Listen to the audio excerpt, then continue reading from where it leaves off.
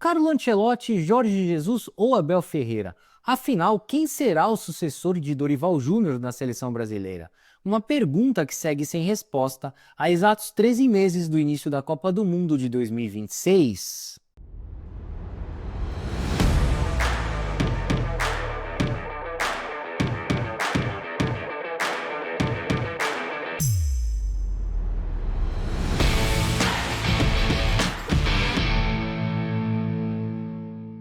Não, nós não estamos num período de data FIFA tão pouco próximos de um jogo do Brasil, que entrará em campo somente no mês que vem para encarar o Equador pelas eliminatórias da Copa do Mundo de 2026. Entretanto, a pauta do vídeo dessa semana é a seleção brasileira que, representada pelo presidente da CBF, Edinaldo Rodrigues, vem fazendo um esforço sobrenatural para ocupar as páginas e até mesmo algumas capas dos principais jornais esportivos mundo afora. E tudo porque a novela Carlo Ancelotti, que havia se encerrado lá atrás, em dezembro de 2023, com a renovação contratual do treinador italiano junto ao Real Madrid, voltou à tona novamente em meio à futura saída do treinador de 65 anos de idade do clube espanhol por conta da temporada aquém das expectativas realizada pelo Real Madrid, que se intensificou nesses últimos dias aí com a eliminação nas quartas de final da Champions League diante do Arsenal, seguida da derrota para o Barcelona na decisão da Copa do Rei, marcada pelo terceiro revés do Real Madrid no terceiro El Clássico da temporada. Portanto, com as recentes quedas na Champions League e na Copa do Rei, o Real Madrid já definiu que Carlo Ancelotti não permanecerá no clube na próxima temporada, embora o seu vínculo contratual seja válido até 2026. Isso independentemente se o Real Madrid vencer o bicampeonato espanhol ou não. Já é certo que Carlo Ancelotti não permanecerá no clube. E sabendo de toda essa situação, a CBF quis se antecipar e anunciar ao menos um acerto com Carlo Ancelotti. Algo que obviamente não aconteceu, porque o Ancelotti ainda está vinculado ao Real Madrid, né? Ele tem um contrato vigente, então é óbvio que ele não anunciaria nenhum acerto antes de que a sua demissão fosse confirmada, né? E ademais, o Real Madrid ainda espera dar uma despedida digna ao Carlo Ancelotti, né? Um adeus significativo por se tratar de um dos maiores treinadores de todos os tempos do clube, o mais vencedor da história.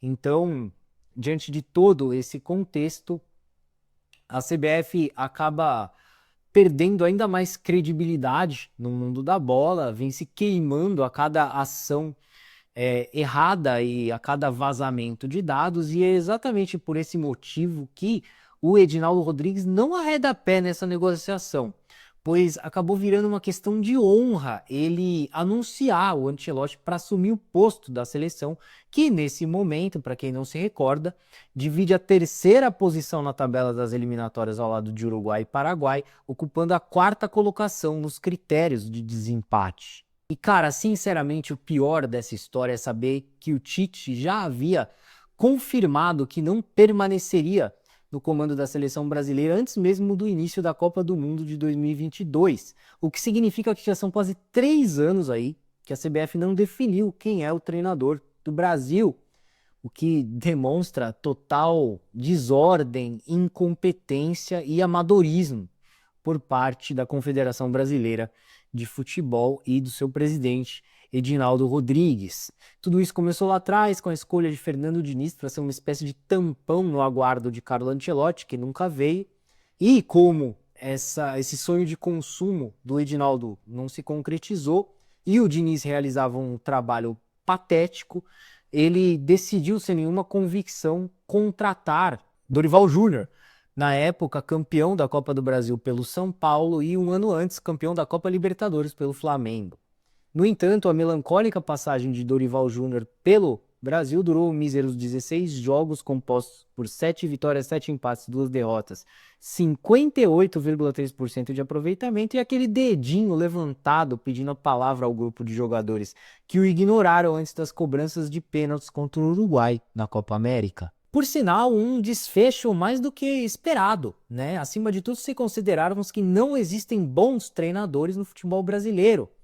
E eu não estou aqui para fazer a caveira de nenhum técnico brasileiro, muito pelo contrário, não avalio a qualidade, a capacidade de um profissional através de sua nacionalidade, mas o próprio Campeonato Brasileiro serve como parâmetro para justificar a tese de que os técnicos brasileiros estão em baixa e perdendo espaço no próprio mercado nacional.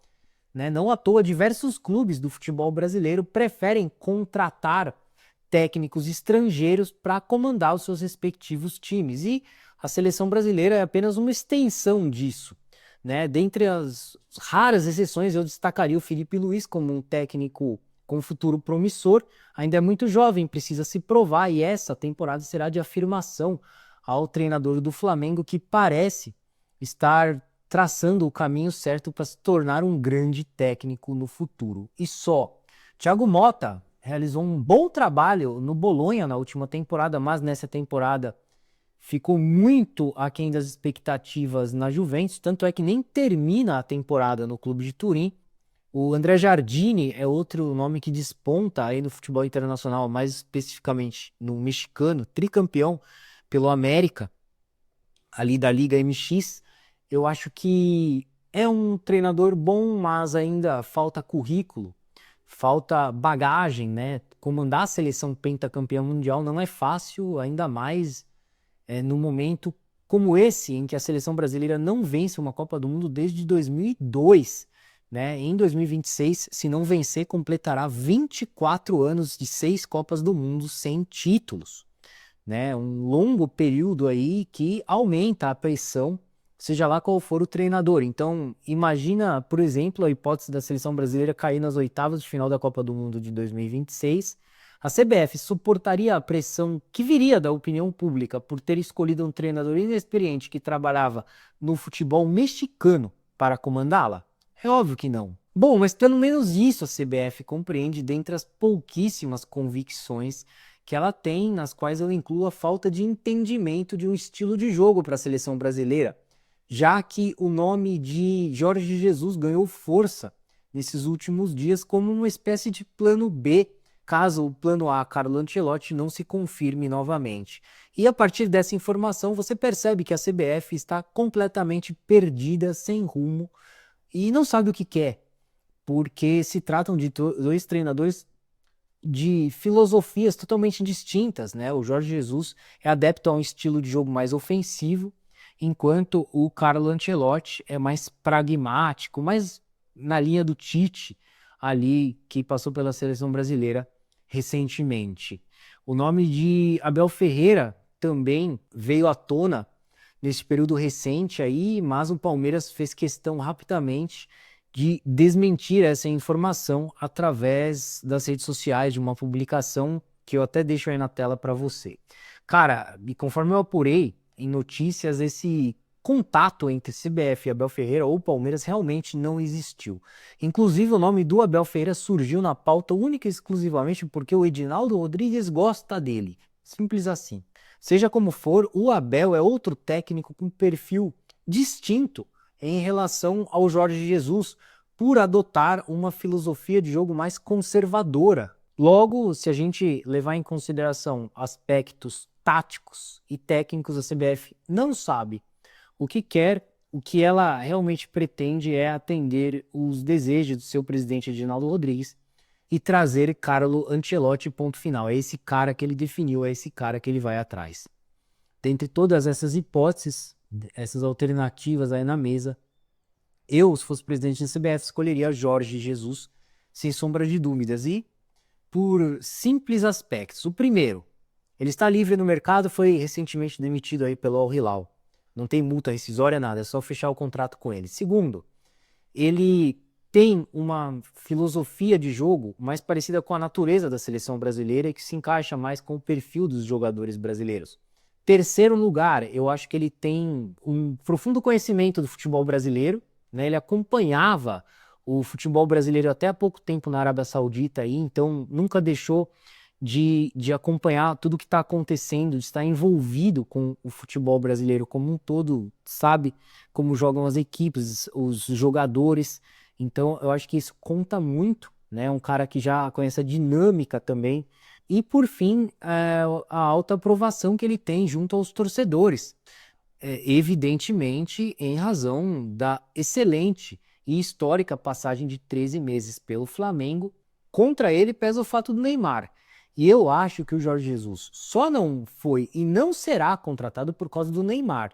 É ele que não quer o ex-técnico do Flamengo em virtude dos problemas que eles tiveram lá no Al Hilal. Bom, e como se tudo isso ainda não bastasse, Jorge Jesus foi o único dentre esses técnicos que já chegou a afirmar em alto e bom som ter o desejo de um dia comandar a seleção brasileira na carreira. Palavras que, por exemplo, eu nunca ouvi saírem das bocas de Carlo Ancelotti, tampouco Abel Ferreira, mas ainda assim algo que não acontecerá porque a CBF não quer desagradar o pupilo Neymar e porque já aceitou esperar Carlo Ancelotti até o próximo dia 25, mais conhecido como a data da última rodada da La Liga. Bom, então é isso aí, eu vou ficando por aqui, eu agradeço mais uma vez a sua atenção e peço a gentileza para que você inscreva-se em nosso canal, deixe o seu like, seu comentário, compartilhe esse vídeo, ative o sininho das notificações e siga as nossas redes sociais. Através do site soccerblog.com.br, deste QR Code que eu vou deixar na tela, você terá acesso a todos os links de nossas redes sociais e a todo o nosso conteúdo na internet. Um forte abraço, uma excelente semana para você, até a próxima e saudações!